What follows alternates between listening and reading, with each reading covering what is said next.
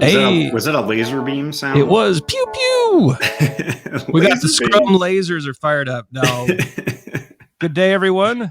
It's another episode of Your Daily Scrum. The Scrum lasers have been put away. Everything is safe. Don't worry. I'm professional Scrum trainer Ryan Ripley. Over here is professional Scrum trainer Todd Miller. We're here to help with your Scrum questions, meet some needs, deliver some value, go forward and have a great day. That's kind of our jam over here. Yeah. And And today we got another good question. Todd, I love our YouTube community. We just have a lot of awesome people in there talking about it. I mean, the comments. I wake up every morning and it's just we're getting bombed all over the world. Yeah, you know what I like about it too is I like people when people are like, I don't necessarily agree with that, which is totally fine. That's exactly what we're doing all this for. We're just providing perspective. Sometimes we do take a hard line, but we mean well all the time. Yeah, and I especially enjoy it when all of you disagree with Todd. So be sure to be sure to do that in the comments. Just like, I don't know, Todd. Yeah. Why is the carpet wet, Todd? If you know that, that's a National Lampoon's reference there. I don't know, Margot. All right, but today, let's be serious. Focus. Scrum value, focus. Yeah, focus. Can the product owner be the Scrum Team's manager? I've seen this, Todd. I have too. I think I've actually been this. Ooh, me too. I have too. And I think we can maybe draw from those experiences on this. So let's be straight up clear here. The technical answer is sure. The Scrum Guide doesn't say that a manager and product owner cannot be the same person. Scrum Guide says, I'll allow it. Yeah. Now. What were your struggles with this? I would get frustrated. So as a team manager and product owner, I would drive for value. And when I got pushback, sometimes my positional authority would be an issue. And I would just be like, I hear y'all, but do it anyways. And it's supposed to be a collaborative relationship.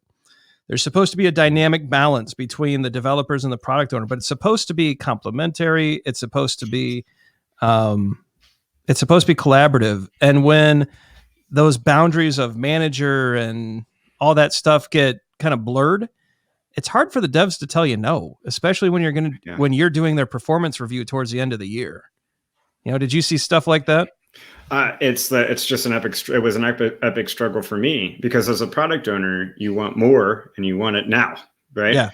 As a developer, you want quality and you want to build like a craftsman, right? So I think that there is a natural tension there in Scrum. That tension is a lot harder to have exist when the manager and the product owner are the same person. Yeah, I just know we talked about how brain pain, right? Like when you're dual rolling it or something like that. This is a similar kind of brain pain if you're a Scrum Master and developer, or if you're a product owner and you don't know when to be who. And I think that thing exists here. So I can't advise it. Have I seen this work? Sure. Have I seen it not work more than I've seen it work? Yeah. Yeah. It's tough. It is tough. It is tough. Yeah. I think if you're going into this, just go into it eyes wide open that it'll be difficult for the developers to disagree with you. It'll be difficult for them to push back. And you need that as a product owner. You need that balance. You need that dynamic relationship. You need to be a collaborative partner. And if you're noticing that your positional authority is causing an issue there, you're going to have to do something about that. Yeah. Right. Otherwise there's going to be other anti-patterns that start spiraling out of control. A lot of the product related anti-patterns in fixing your Scrum. It's a book that Todd and I wrote that came out last year. I think a lot of those could actually manifest because of this setup. Yeah. Right. So just be careful with the anti-patterns. If you start seeing the relationship between you and the developers shifting a bit, if you start seeing a lack of pushback, a lack of back and forth, a lack of discussion, maybe that's a signal.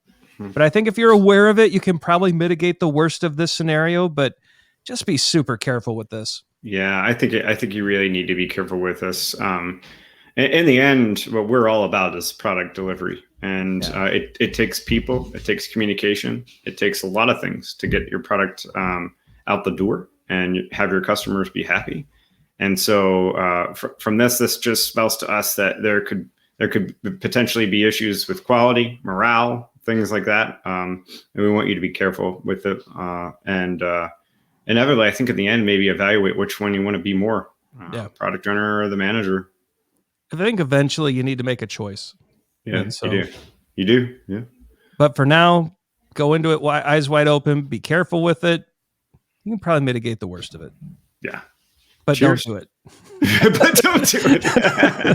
It's not. I would not. You couldn't talk me into doing it again. Me neither. Yeah, me neither. It just, my brain hurt too much, and yeah, like you want to be the product owner in some circumstances, but you can't help but feel like, but I'm the boss. Like, do what I said. Yeah.